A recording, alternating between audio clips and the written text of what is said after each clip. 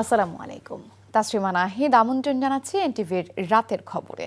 Crown cement শিরোনাম দেখছিলেন, জানাবো পুরো খবর। প্রায় এক যুগ পেরিয়ে দল হিসেবে নির্বাচন কমিশনের নিবন্ধন ফিরে পেল বাংলাদেশ জামায়াতে ইসলামী। হাইকোর্টের রায় বাতিল করে নিবন্ধন ফিরিয়ে দেবার পাশাপাশি দলীয় প্রতীক দাঁড়িপাল্লার বিষয়ে সুরাহা করতে নির্বাচন কমিশনকে যথাযথ পদক্ষেপ নেবার নির্দেশ দিয়েছে সুপ্রিম কোর্টের আপিল বিভাগ। রায় সন্তোষ প্রকাশ করে জামায়াতের আইনজীবীরা বলছেন, দাঁড়িপাল্লা প্রতীকের বিষয়টিও নিষ্পত্তি হবে কমিশনে। তামজিদ সুমনের রিপোর্ট।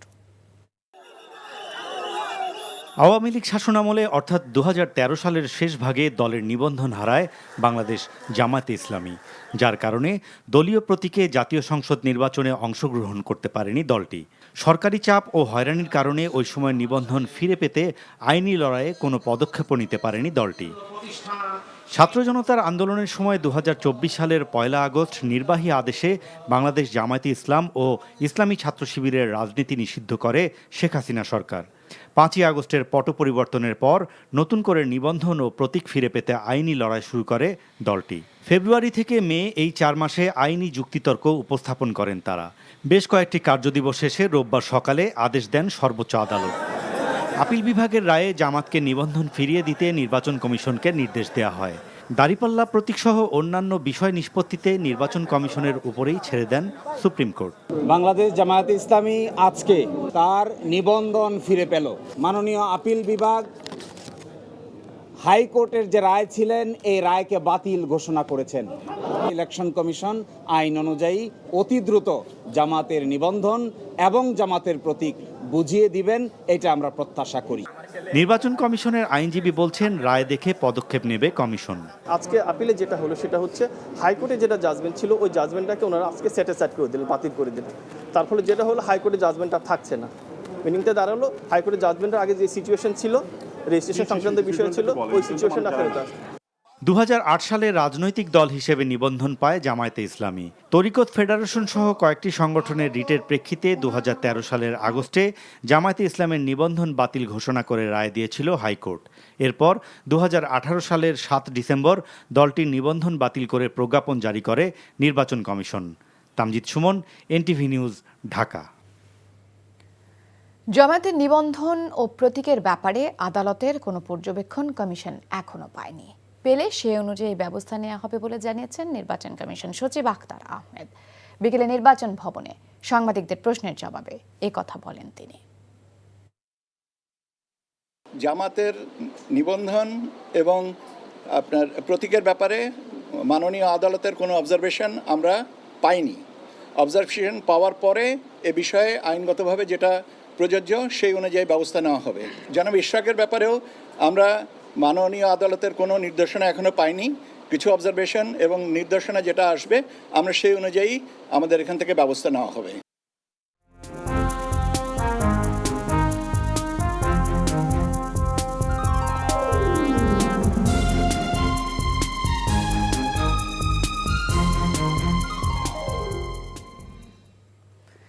প্রায় ২.৫ লাখ কোটি টাকার বিশাল ঘাটতি সঙ্গে করে দেশি বিদেশি ঋণের বোঝা আরও এক ধাপ বাড়িয়ে সোমবার ঘোষণা হতে যাচ্ছে ২০২৫-২৬ অর্থ বছরের প্রস্তাবিত বাজেট। এবারের বাজেটের আকার নির্ধারণ করা হচ্ছে ৭,৯০,০০০ কোটি টাকা। রাজস্ব আয়ের লক্ষ্য ৫,১৮,০০০ কোটি। তারপরও ঘাটতি থেকে যাবে প্রায় ২,২৬,০০০ কোটি টাকা। আগামী অর্থ বছরের প্রস্তাবিত বাজেটের সম্ভাব্য নানা দিক তুলে ধরছেন সেলিম মালিক। এমন এক সময়ে বাজেট দিচ্ছে অন্তর্বর্তী সরকার, যখন চলমান রাশিয়া ইউক্রেন যুদ্ধের ক্ষতি ভারী করে তুলছে বৈশ্বিক অর্থনীতি। আরও ঘনীভূত হচ্ছে ইসরায়েল ফিলিস্তিন সংকট। বাজারে পণ্যের অতিদামে ভোগান্তিতে নিম্ন ও মধ্যবিত্ত। রেমিটেন্সে ভর করে কেন্দ্রীয় ব্যাংকের রিজার্ভ ঘুরে দাঁড়ালেও ১২০ টাকার উপরে ডলারের দাম। এমন বাস্তবতায় ইতিহাসের প্রথমবারের মতো কমছে বাজেটের আকার। চলতি অর্থ বছরের তুলনায় ৭,০০০ কোটি টাকা কমিয়ে ৭,৯০,০০০ কোটি টাকার বাজেট ঘোষণা করবেন অর্থ উপদেষ্টা ডক্টর সালেউদ্দিন আহমেদ। স্বাধীন বাংলাদেশের ৫৪তম এ বাজেটে কমছে আলোচিত জিডিপির প্রবৃদ্ধির লক্ষ্যমাত্রাও। ১.২৫% কমিয়ে লক্ষ্যমাত্রা নির্ধারণ করা হচ্ছে ৫.৫%। বাজেটে ঘাটতি কমাতে বড় ধরনের কাটছাট করা হচ্ছে উন্নয়ন বরাদ্দেও। 2025-26 অর্থ বছরের জন্য বার্ষিক উন্নয়ন কর্মসূচি এডিবিতে বরাদ্দ দেওয়া হয়েছে 2,30,000 কোটি টাকা, যা চলতি অর্থ বছরের তুলনায় 30,000 কোটি টাকা কম। বাজেট ও এডিপির পরিমাণ কমানো হলেও রাজস্বের লক্ষ্যমাত্রা ধরা হচ্ছে সুবিশাল। চলতি অর্থ বছরের তুলনায় 38,000 কোটি টাকা বাড়িয়ে রাজস্ব লক্ষ্য ধরা হচ্ছে 5,18,000 কোটি টাকা। তারপরও বাজেট ঘাটতি থাকছে বড় অঙ্কের 2,26,000 কোটি টাকার, যা চলতি অর্থ বছরের তুলনায় 11.7% কম। ঘাটতি পূরণে এবারও দেশি বিদেশি ঋণের উপরে সরকারকে নির্ভর করতে হচ্ছে। এবার দেশের ব্যাংক সঞ্চয়পত্র এবং অন্যান্য উৎস থেকে 1,25,000 কোটি টাকা ঋণ নেওয়ার পরিকল্পনা করা হচ্ছে। আর বিদেশি উৎসের মধ্যে জাপান ও IMF থেকে ঋণ নেওয়া হবে 1,01,000 কোটি টাকা। অস্থিতিশীল অর্থনীতি আর বাজারে পণ্যের লাগামহীন দাম, এমন বাস্তবতায় আগামী বাজেটে মূল্যস্ফীতি কমানোর সাহস দেখাতে পারছে না অন্তর্বর্তী সরকার। লক্ষ্য নির্ধারণ করা হচ্ছে চলতি অর্থ বছরের মতোই 6.5%। বছর ঘুরে আবারও বাজেট আসছে, কাগজে কলমে হিসাব হবে লাখো কোটি টাকার। কিন্তু এই বাজেট কি কমাবে সাধারণ মানুষের কষ্ট? দাম বাড়া বাজার, কমার শ্রমিক, বেকার তরুণ সবাই চায় একটু স্বস্তি। এদিকে ঋণ বাড়ছে, রাজস্বের ঘাটতিও রেকর্ড। তাহলে প্রশ্ন উঠছেই, এই বাজেট কি আসলে জনগণের হবে, নাকি আবারও হবে কাগজে লেখা কিছু প্রতিশ্রুতির খেলা? সেলিম মালিক, NTV নিউজ, ঢাকা। সংসারের খরচ মেটানোই যখন দায়, তখন রাষ্ট্রীয় আয় ব্যয়ের হিসেব নিয়ে সাধারণের কি আসে যায়? তবে গণ অভ্যুত্থান পরবর্তী প্রথম বাজেট নিয়ে তাদের প্রত্যাশা অনেক। নতুন অর্থ বছরে সাধারণ মানুষের প্রত্যাশার গল্প তুলে ধরছেন মেজবা হাসান, ছবি তুলেছেন আনিসুর রহমান। 40 বছর ধরে জুতা রং করলেও নিজের জীবনকে রঙিন করতে না পারা সুখরঞ্জনের দ্রব্যমূল্যের ঊর্ধ্বগতিতে যেন নাভিশ্বাস অবস্থা। আসছে বাজেটে, তাই চাওয়া সুখ যেন অধরা না হয়ে যায়। বাজার গেলে যে জিনিসপত্রের দাম মোটামুটি থাকে, কারণ আমরা যে হিসেবে কাজ করি এই হিসাবে বাজারে গিয়ে তো সদাই কেনার মতন শক্তিগুলো না। স্বাধীনতা উত্তর বাংলাদেশে 53 বার বাজেট প্রণীত হলেও জন আকাঙ্ক্ষা পূরণে আয় ব্যয়ের হিসাব প্রত্যাশা ছুঁতে পারেনি প্রাপ্তির প্রান্ত, বরং বেড়েছে এমন বৈষম্য।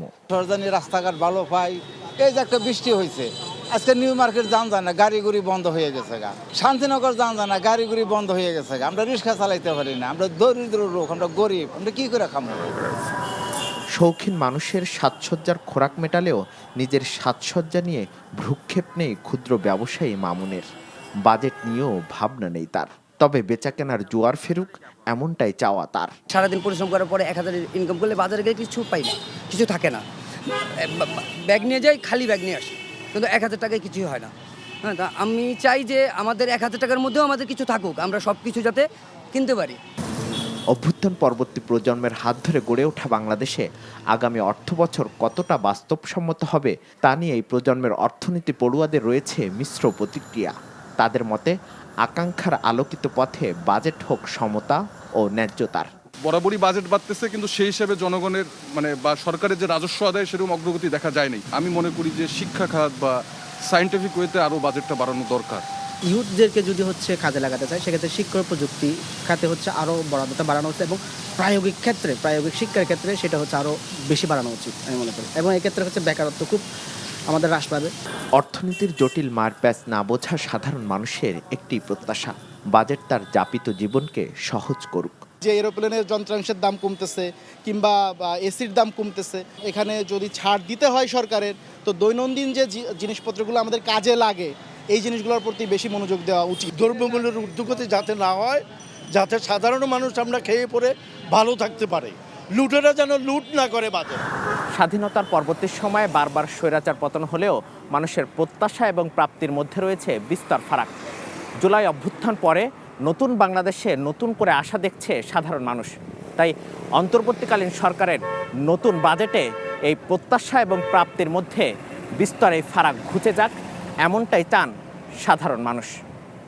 Mezba Hasan, NTV news, Dhaka.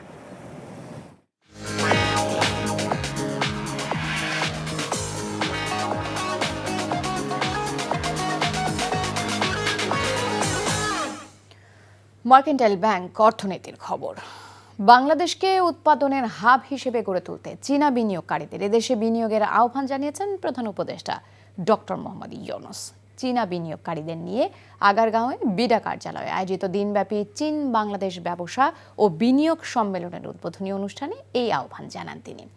প্রধান উপদেষ্টা চীনা বিনিয়োগকারীদের উদ্দেশ্যে বলেন, বাংলাদেশে তৈরি পোশাক, জ্বালানি, কৃষি, পাট ও তথ্য প্রযুক্তি সম্ভাবনাময় শিল্প, তাই এখানে উৎপাদনের হাব বানাতে চীনা বিনিয়োগকারীদের এগিয়ে আসা উচিত। বাংলাদেশের মোট জনশক্তির অর্ধেকের বয়স ৩০ বছরের নিচে উল্লেখ করে তিনি আরও বলেন, এই তরুণরা কাজে যোগ দিতে প্রস্তুত রয়েছে।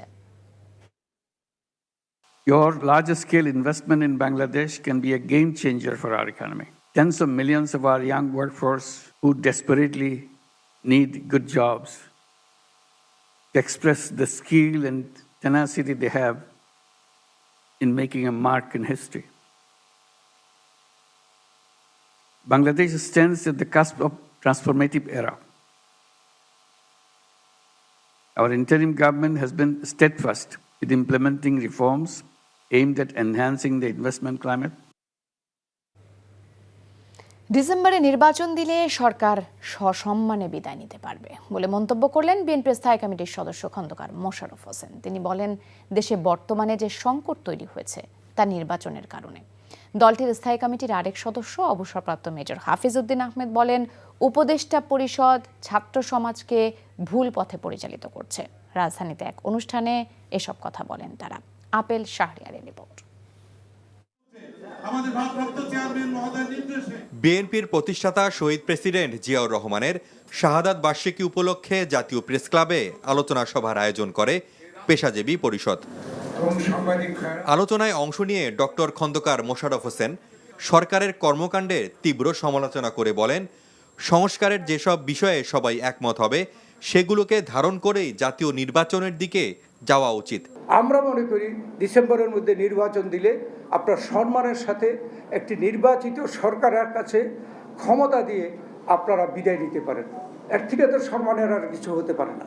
মিনিমাম ঐক্যমত্য তৈরি করে আপনারা নির্বাচনের দিকে অগ্রসর হন। যারা বিতর্কিত উপদেষ্টা তাদেরকে বাতিল করে তত্ত্বাবধায়ক সরকারের আদলে ছোট্ট যদি পরিষদ করে উপদেষ্টা পরিষদ, তাহলে সেখানে মতামতের ছোট হইলে মতামত কম থাকে, তাদের পক্ষেই সেই নির্বাচনটা অনুষ্ঠান করা সুন্দর হবে। নির্বাচনকে বিলম্বিত করা নিয়ে সরকারের কোনো টালবাহানা জনগণ মেনে নেবে না বলে উল্লেখ করে দ্রুত নির্বাচন আয়োজনের দাবি জানান ডাক্তার এজেডএম জাহিদ হোসেন। এখন যদি আবার আমরা এটি ব্যত্যয় দেখতে পাই তাহলে জাতি আশাহত হবে, আর জাতি যদি আশাহত হয় তাহলে পরবর্তী পরিস্থিতির দায় আপনারা যারা আজকে চেয়ারে বসে আছেন তাদেরকেই নিতে হবে। এই মানুষ যত সম্মান দিতে জানে, এই মানুষ তার অধিকার আদায়ের জন্য উচ্চকিত হয়ে রাজপথে নামতেও জানে। জাতীয় প্রেস ক্লাবে জাতীয়তাবাদী মুক্তিযোদ্ধা দল আয়োজিত অপর অনুষ্ঠানে করিডোর ইস্যুতে সরকারের ভূমিকার সমালোচনা করেন হাফিজ উদ্দিন আহমেদ।